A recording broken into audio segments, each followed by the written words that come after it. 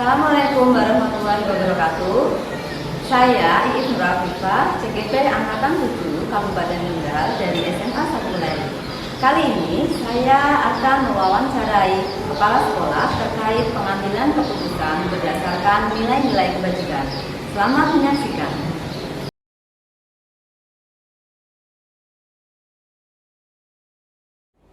Assalamualaikum warahmatullahi wabarakatuh. Waalaikumsalam warahmatullahi wabarakatuh. Selamat pagi Pak Isa. Selamat pagi Bu Ip, bahasa Inggris ya. Iya Pak. Apa kabarnya hari ini Pak? Alhamdulillah luar biasa. Masih sehat ya? Iya. Poso-poso ini. Selamat sehat nih.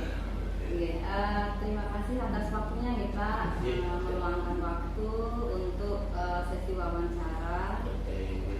Pada kesempatan kali ini saya ingin mengajukan beberapa pertanyaan kepada panjenengan terkait tentang tugas CGP, yaitu tentang bagaimana pemimpin mengambil sebuah keputusan. Menarik sekali. Tentunya panjenengan yang sudah lama menjadi kepala sekolah pastinya sudah sering menemui berbagai kasus-kasus yang menjadi sebuah dilema nih Pak. Iya. Jadi ada dua hal yang kadang sama-sama benar dan itu membuat kita bingung untuk memilih bagaimana jalan keluarnya. Di sini yang ingin saya tanyakan perihal tentang dilema etika dan bukan moral. Dilema etika itu kalau saya tidak salah paham itu kan ada dua hal yang sama-sama bagus, sama-sama benar, sama-sama penting, terjadi di waktu yang sama, tapi tidak boleh ditinggalkan salah satunya. Gitu ya. Kalau kasus seperti itu, saya ambil aja contoh yang ada di SMA ini.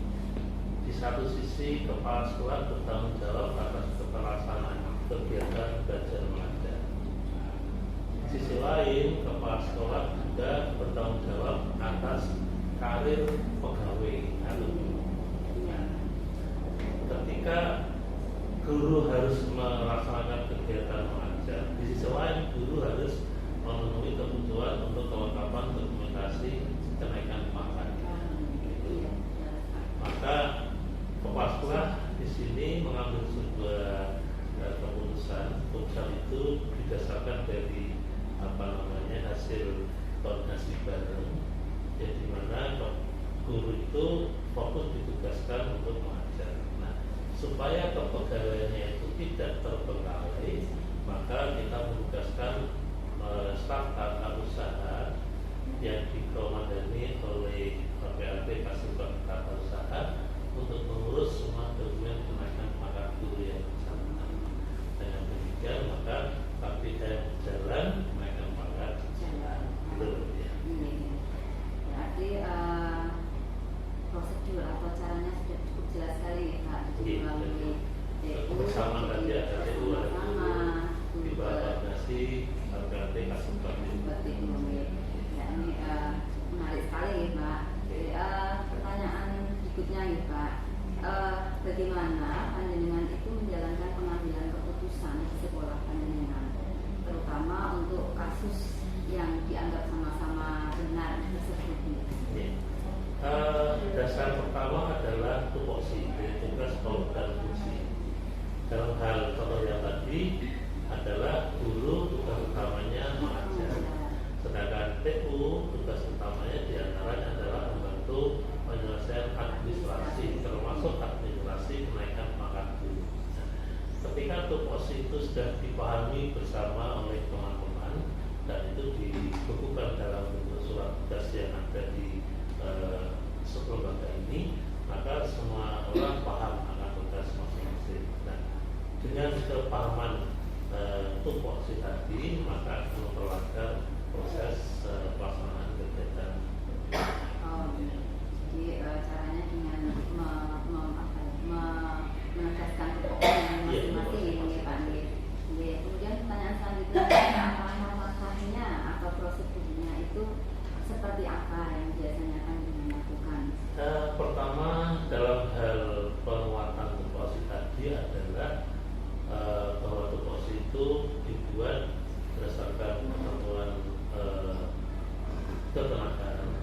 namanya kepegawaian itu, kemudian diskusikan bersama tim, dan itu akan muncul pembagian karena DU itu kan tidak hanya satu orang dibagi, dan guru juga tidak hanya satu orang dibagi. Nah, dengan adanya pembagian yang jelas, maka akan memunculkan tanggung jawab secara jelas. Pengertian pembagian bukan berarti pemisahan, tetapi itu kerjasama yang akan jalan. Dengan begitu, maka semua bidang akan jalan, yang satu dengan jalan akan mendukung keterlaksanaan. Ini menarik sekali ya, langkah-langkahnya ternyata Pak Isa itu sudah menerapkan nilai kolaboratif ya antara jadi TU dan guru sama-sama menjalankan tugasnya dengan baik sesuai dengan tanggung jawabnya masing-masing ya. Kemudian Pak, hal-hal apa saja yang selama ini dianggap efektif Pak? Kalau yang selama ini kami anggap efektif itu ya, artinya ketika ada masalah itu kemudian segera terselesaikan dan tidak menimbulkan masalah baru. Dengan itu maka dengan contoh yang tadi karena tidak ada KPM yang pasal, berarti pembelajaran berjalan lancar. Kemudian karena teman tadi kenaikan pangkatnya lancar, maka juga tidak akan mengalami kendala penundaan kenaikan pangkat. Itulah yang bisa katakan itu. Jadi kata kuncinya adalah kebersamaan di dalam melaksanakan tugas yang memang ini menjadi tanggung jawab bersama. Iya, jadi memang cukup jelas sekali ini Pak. Lalu apa tantangannya Pak? Tantangan dalam pengambilan keputusan? Tantangannya cukup banyak, tetapi tantangan itu menjadi sebuah peluang ya, jangan dijadikan sebagai sebuah hambatan.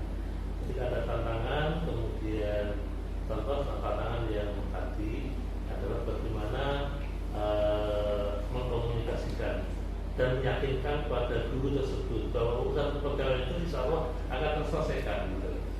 Akhirnya guru itu mantap mengajarnya. Kemudian TU pun juga begitu, diberikan mandat penuh, otomatis dengan penjelasan langkah-langkah yang harus dilalui, maka dengan begitu itu juga akan melaksanakan secara tepat. Dengan demikian maka tantangan ketidakpercayaan, tantangan ketidaktahuan itu tadi bisa diatasi dengan penjelasan dan pemahaman secara bersama-sama. Oh iya.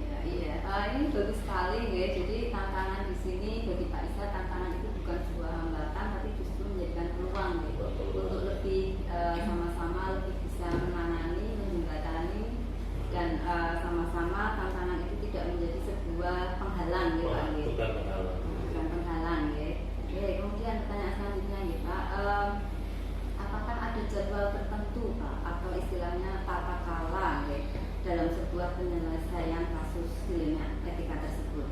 Barangkali bisa diselesaikan di TPK langsung di tempat, atau barangkali bagaimana bentuk atau prosedur yang dijalankan? Secara prinsip bahwa makin cepat masalah itu selesai, maka itu makin baik. Kata kuncinya itu. Soal tempat maupun waktu ini bisa kita gunakan. Semua lokasi SMA ini adalah tempat untuk menyelesaikan permasalahan, dan waktu kerja adalah waktu untuk bisa menyelesaikan masalah. Dengan demikian, kalau masalah itu bisa selesai dengan cepat, maka itu akan lebih baik. Tidak harus ditunda sampai dengan besok lagi. Oh iya. Jadi bagus sekali ya Pak, di semua tempat ya di spot SMA ini waktunya juga selama jam kerja, jadi tidak sampai menunda-nunda. Kemudian Pak, adakah seseorang atau faktor-faktor apa yang selama ini mempermudah atau membantu panjenengan dalam pengambilan keputusan? Kalau seseorang sih tidak ya, kalau banyak orang itu ya. Oh iya, bagus sekali nih Pak. Semua pemangku semua stakeholder di sekolah memang dilibatkan semua nih Pak. Pemangku kepentingan itu harus terlibat semua. Dengan demikian maka semua terlibat di dalam pengambilan keputusan, dan itu sekaligus juga semua akan belajar untuk bisa menyelesaikan masalah sesuai dengan bidang masing-masing. Dengan demikian maka kalau itu dipandang sebagai sebuah pekerjaan, maka seolah-olah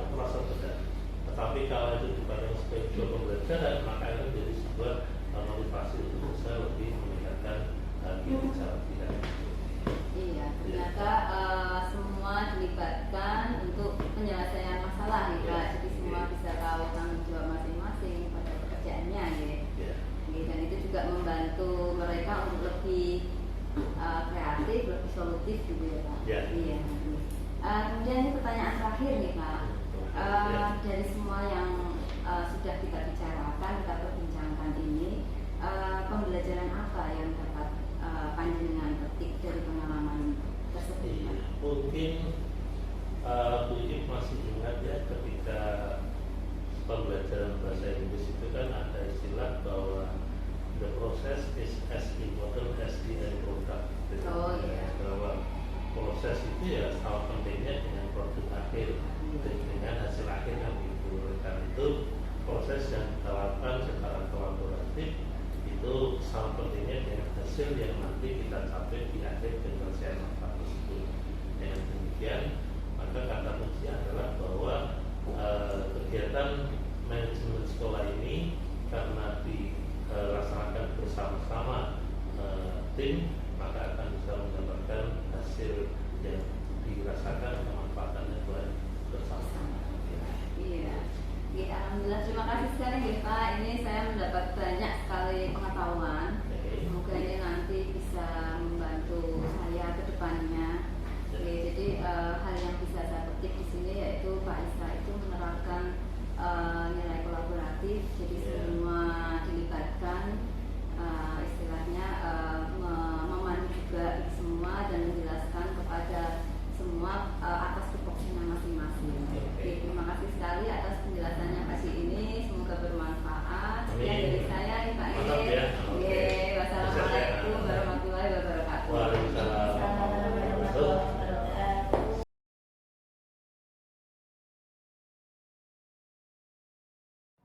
Assalamualaikum warahmatullahi wabarakatuh. Saya Iis Afifah, CGP Angkatan 7 dari SMA 1 Lari Kabupaten Kendal. Hari ini akan mewawancarai Ibu Nurul Laili, Kepala Sekolah SMA Mu'allimin Nuradi. Assalamualaikum Bu Nurul. Waalaikumsalam. Selamat pagi Bu. Selamat pagi. Apa kabarnya hari ini? Alhamdulillah Bu, baik, sehat. Iya Bu, itu kan sudah menjadi kepala sekolah selama bertahun-tahun gitu. Artinya pengalamannya sudah banyak sekali gitu. Hari ini saya datang ke sini untuk tugas CGP gitu, mewawancarai kepala sekolah materi pengambilan keputusan berbasis nilai-nilai kebajikan.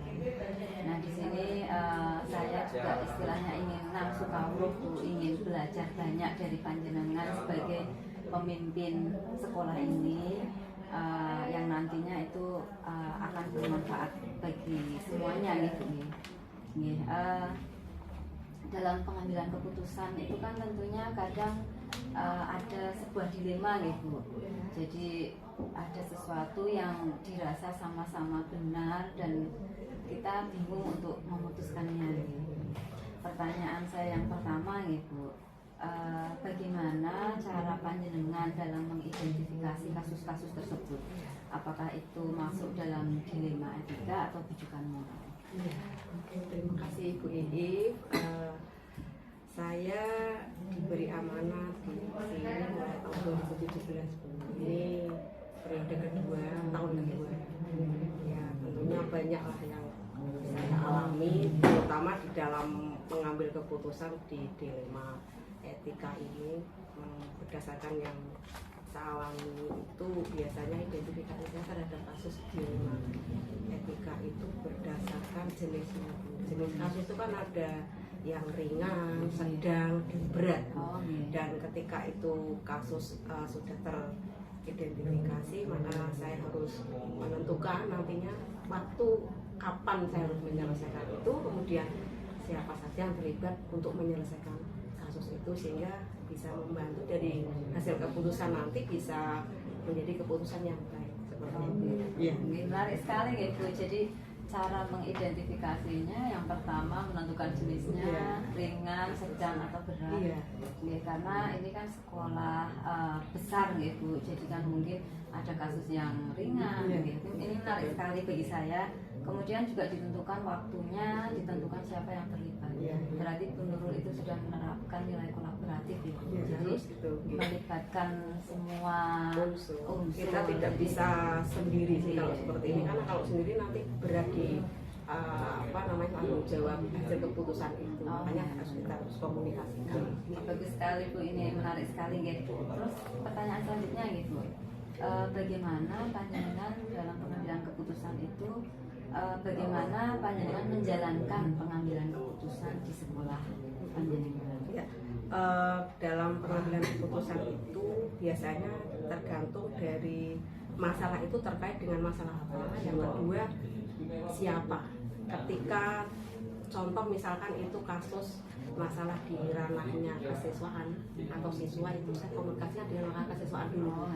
Kemudian ketika itu kehumasan ya humas, kemudian kalau itu kaitan dengan guru bisa jadi saya ke kurikulum, kemudian dan lain sebagainya. Kalau yang disapa juga sama, kan semuanya itu pasti ada masalah juga yang masih ada. Nah, biasanya saya sesuaikan dengan masalah-masalah itu, dan saya berkomunikasi sesuai dengan job dari orang-orang tersebut. Artinya tidak saya memutuskan sendiri nanti, karena kalau kita berkomunikasi dengan yang sesuai dengan jobnya itu kan banyak muncul ide, gagasan dalam penyelesaian masalah. Oh iya.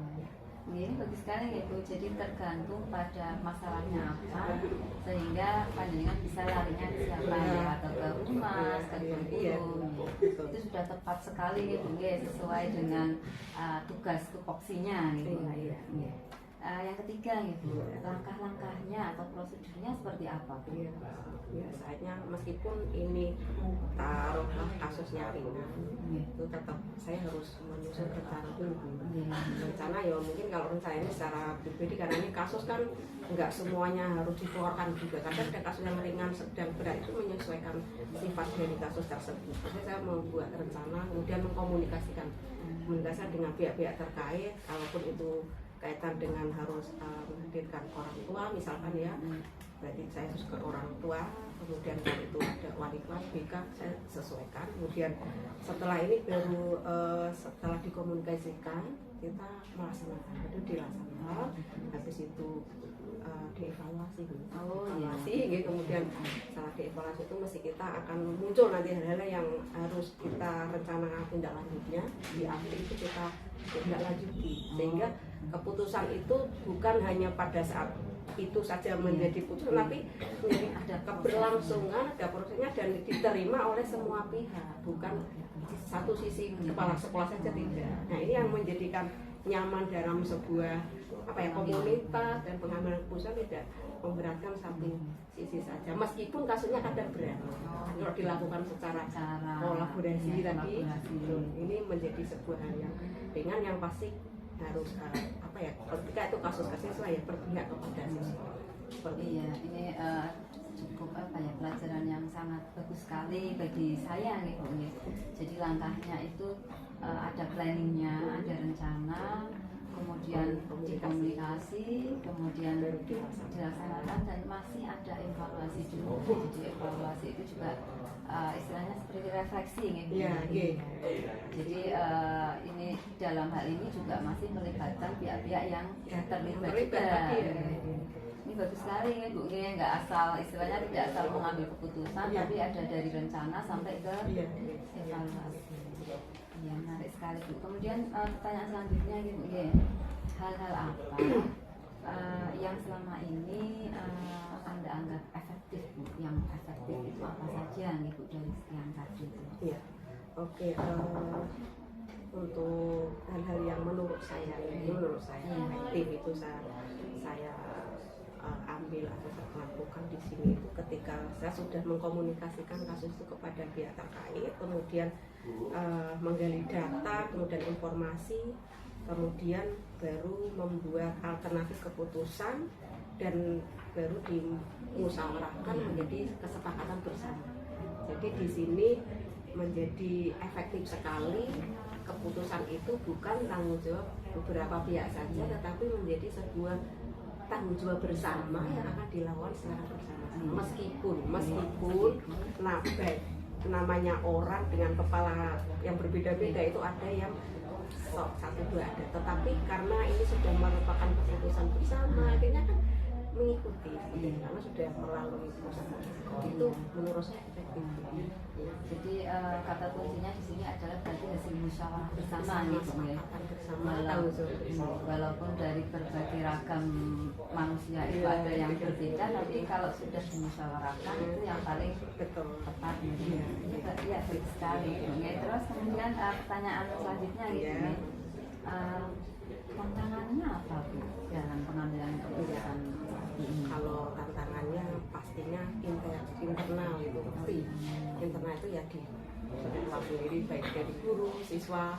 Kalau kita ada pengurus GPTKM itu juga buat tantangan juga, kadang ada hal yang berbeda pendapat juga dengan mereka, itu tantangan.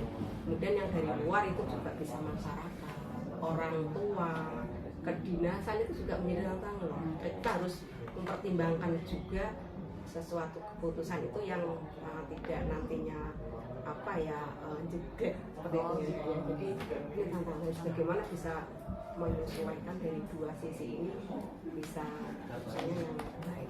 Itu tantangan berat internal dan eksternal ya, harus eksternal iya. Iya, tapi alhamdulillah nyatanya bisa dilampaui. Alhamdulillah gitu, ya, bisa dari dilalui. beberapa kasusnya sudah ada itu ya. Nah itu karena dari kolaborasi musyawarah sepakat itu Bu yang menjadi sebuah power, menurut saya itu power jadi gitu. Ya.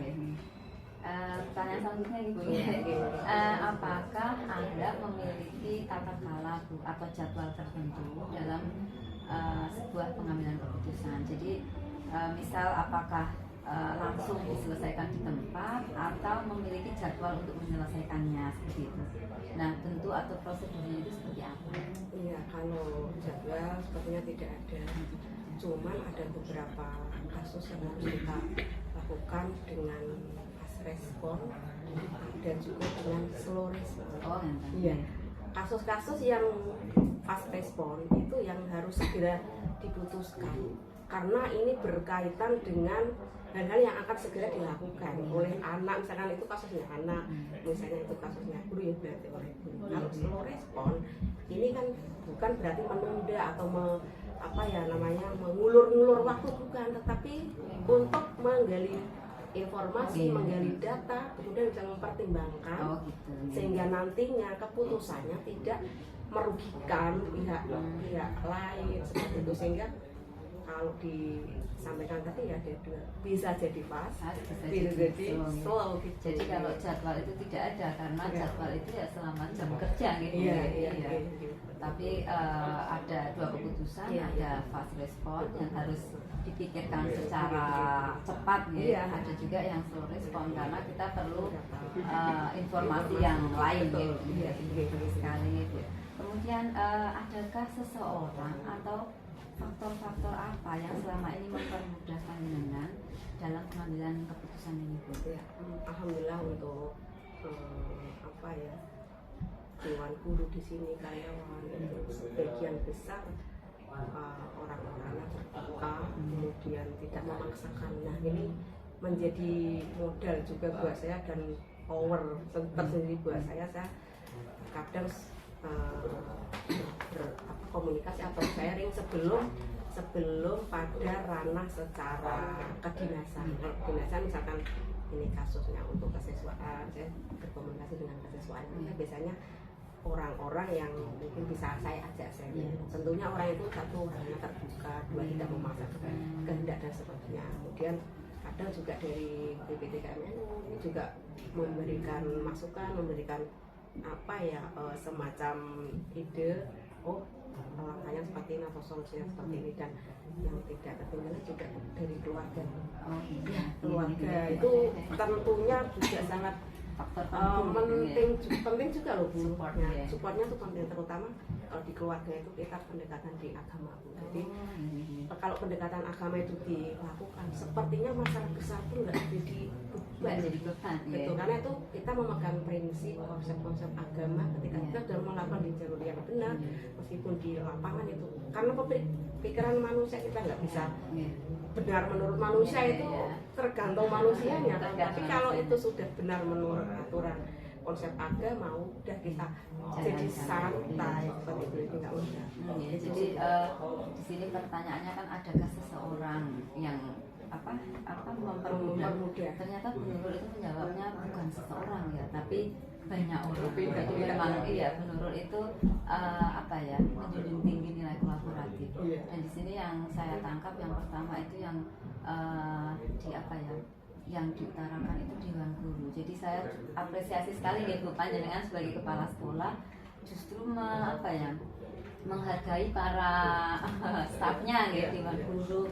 Jadi para Dewan Guru dan orang-orang yang bisa terbuka diajak bekerja sama. Pada intinya sih memanusiakan manusia. Karena sebetulnya itu kita sama.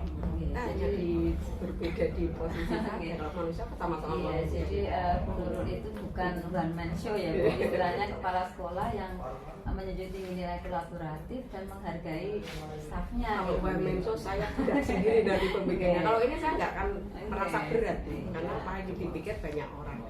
Mungkin ada beberapa kasus yang nggak harus semua orang tahu, ada tetap dan itu bisa diselesaikan secara ranah pribadi, itu juga ada, nggak harus memberitakan karena itu sifatnya pribadi. Dengan misalnya kepala sekolah menyampaikan sampai bicara ya ada, nggak harus semua, tapi memang yang penting-penting itu kita harus kolaborasi itu menjadi sebuah musyawarah itu. Iya, itu kan utama sih menurutnya. Kemudian yang kedua juga tadi dari support keluarga, tetap menjunjung tinggi keluarga, dan ini ada nilai agama yang perlu dipegang. Ini cukup menarik sekali Bu, ini masukan buat saya ya, buat kedepannya nanti. Terus ini ternyata sampai pertanyaan terakhir Bu, tak terasa. Ini sebenarnya saya tertarik sekali dan sangat antusias berbincang dengan panjenengan yang banyak ilmunya gitu. Ini pertanyaan terakhir dari pembicaraan kita pagi ini. Lalu apa yang bisa panjenengan petik dalam pengalaman panjenengan mengambil keputusan? Ya, sepanjang yang saya alami, hal-hal yang bisa saya petik dari kejadian-kejadian itu, semakin lama semakin berpikir dewasa, semakin berpikirnya bijaksana dan harus menyesuaikan mempertimbangkan dan hati-hati dalam mengambil keputusan, karena sejatinya keputusan yang kita ambil itu juga nanti akan berdampak kepada orang lain, dan terutama mungkin kalau nanti ranahnya di siswa, kita ya harus berpihak kepada siswa. Ketika itu di guru juga kita harus mempertimbangkan itu, sehingga satu hal tadi memanusiakan manusia itu menjadi terlalu terbawa oleh kita, sehingga sangat akan mendukung keputusan itu menjadi keputusan yang tidak merugikan orang banyak.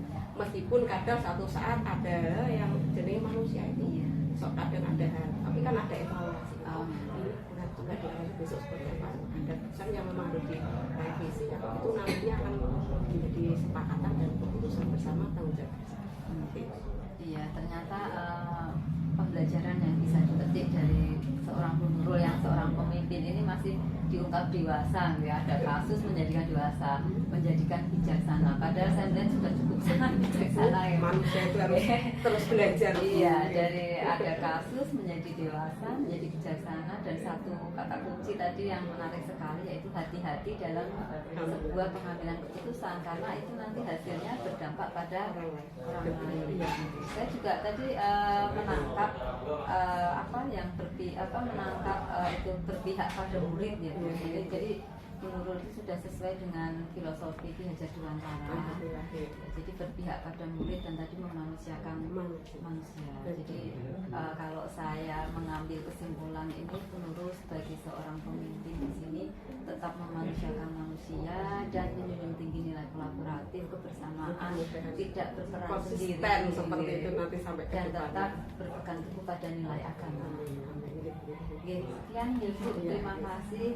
Semoga ini wawancara ini bermanfaat bagi semuanya. Dan bermanfaat ya Bu. Ambil yang bagus, yang positif, yang tidak usah. Karena itu sejatinya menyesuaikan dari kondisi dan keadaan di lingkungannya masing-masing. Kalau di sini seperti itu, mungkin di tempat lain Saya melihatnya ini sudah bagus sekali. Terima kasih. Banyak pengetahuan yang saya ambil dari sini, dari perbincangan singkat ini. Saya sangat berterima kasih dan ini mohon maaf saya menyita waktu panjenengan gitu ya. Oke, terima kasih sekali Bu Ya, Nurul. sama-sama. Sekian dari saya. Wassalamualaikum warahmatullahi wabarakatuh. Waalaikumsalam warahmatullahi wabarakatuh.